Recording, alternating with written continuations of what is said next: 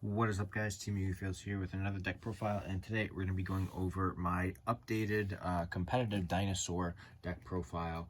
This deck is really good, super strong, one of the best in the meta. It's definitely within the top three. You have your Dinos, you have your Dragon Link, and you probably have your Infernoble Knight. Those are probably what your top three decks are, judging by how most tournaments typically go.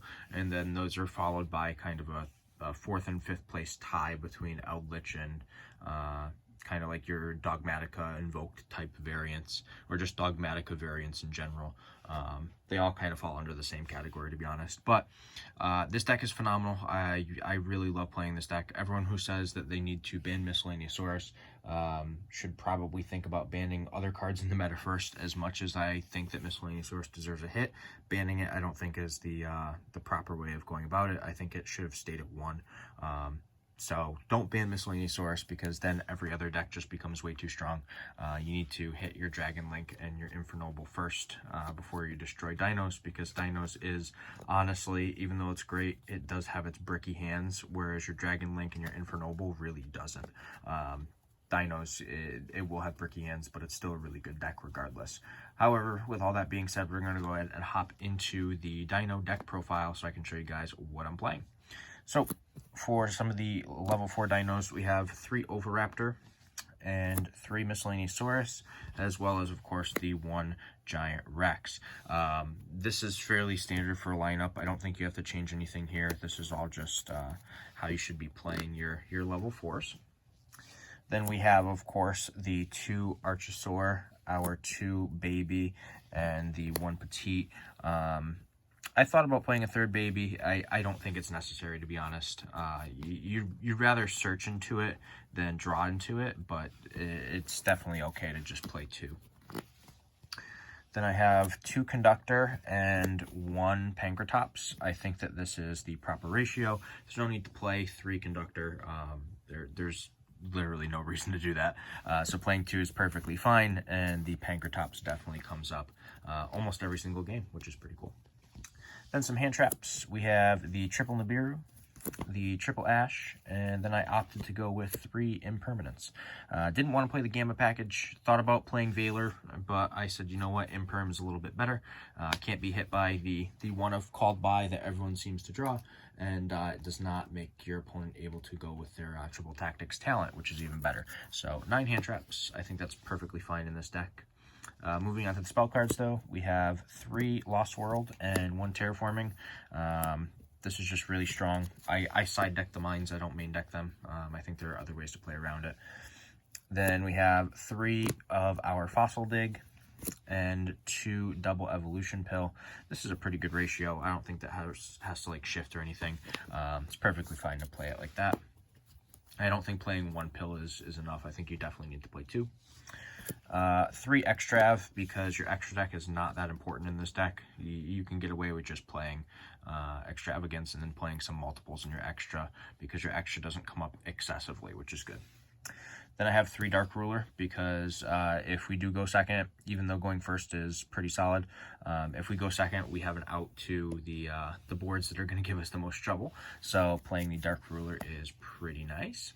And then for the last card in the main deck, we play 1 Harpy's Feather Duster, because we want to have at least 1 main deck out to back row, and I figured Feather Duster was probably the best route to go. So that being said, that is the main deck. We're going to hop over to the extra deck now, and I'm going to showcase per usual. I show you guys the double-sided, or I double sleeve my extra deck because our locals is okay with it.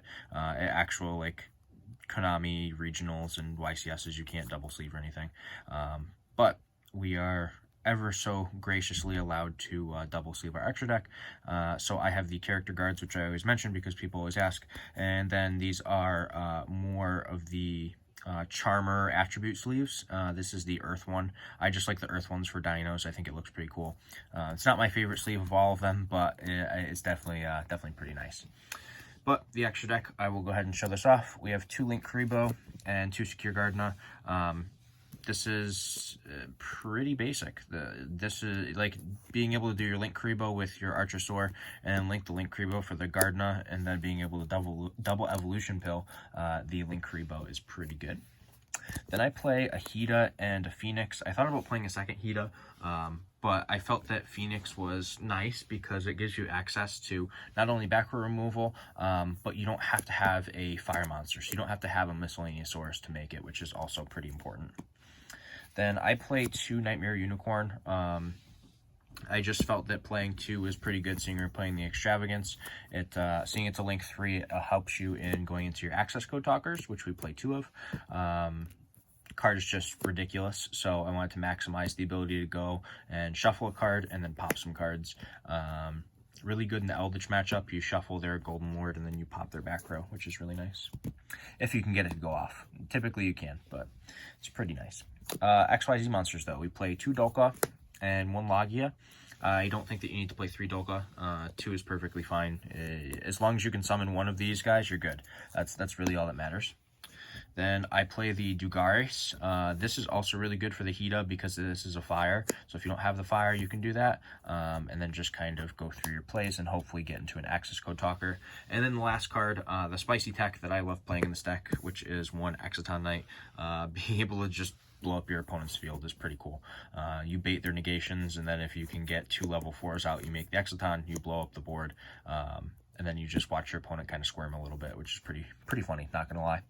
That is the extra deck, however, so we're gonna go ahead and hop over to the side deck now. As I always mention in every single one of my deck profiles that I post, the side deck is strictly based on what I think I'm gonna see at any tournaments that I personally go to. Whatever you guys go to, you guys can adjust accordingly, or if there are any cards, and that goes for the whole list. If there's any cards in the entire list that you guys wanna change it up. I'm not here to tell you exactly how to play the deck. I'm here to tell you, you know, this is my skeleton. This is what I play with, and what I think is a pretty good list overall. But I'm gonna go ahead and show this to you guys so you can see the side deck and see what I'm playing. So we do play some more hand traps, and that is 3 Lancia and 3 Droll. This just covers a lot of your matchups. I honestly thought about main decking the Lancias, but I didn't feel that it was really that necessary. I think side decking is probably your best bet, even though I sided in against almost every single matchup. The Drolls are just really good against those matchups that search a lot. I find that it actually hurts Infernoble a lot, more so than I thought. Like, I've played so many Infernoble matches online, and all of them, once I droll them, they just lose, which is pretty cool. Then I play 2 Lightning Storm for some more back row removal. I just love playing this card. And on top of that, it can be, you know, monster removal if need be. But typically speaking, this is going to be for your back row. Then, as I said before, the Mine, and then I do play the 1 set rotation. Because I can give my opponent a Lost World, and that's a pretty good thing to be able to do.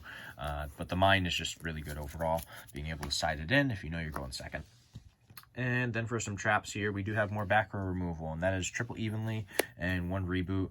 The reboot is honestly the 15th card. I thought about playing a 3rd mine, but I said, you know what, I don't need a 3rd mine because set rotation kind of acts as the 3rd one, and then you have terraforming, which also acts as another. So I decided to play the red reboot for more back row removal because I really don't want to deal with a bunch of trap cards. Trap cards are just kind of stupid to deal with, so I prefer being able to stop my opponent from doing that. So that is the side deck that actually wraps up the entirety of the Dinosaur deck profile. This is a very, very fun deck. It's super strong, super competitive.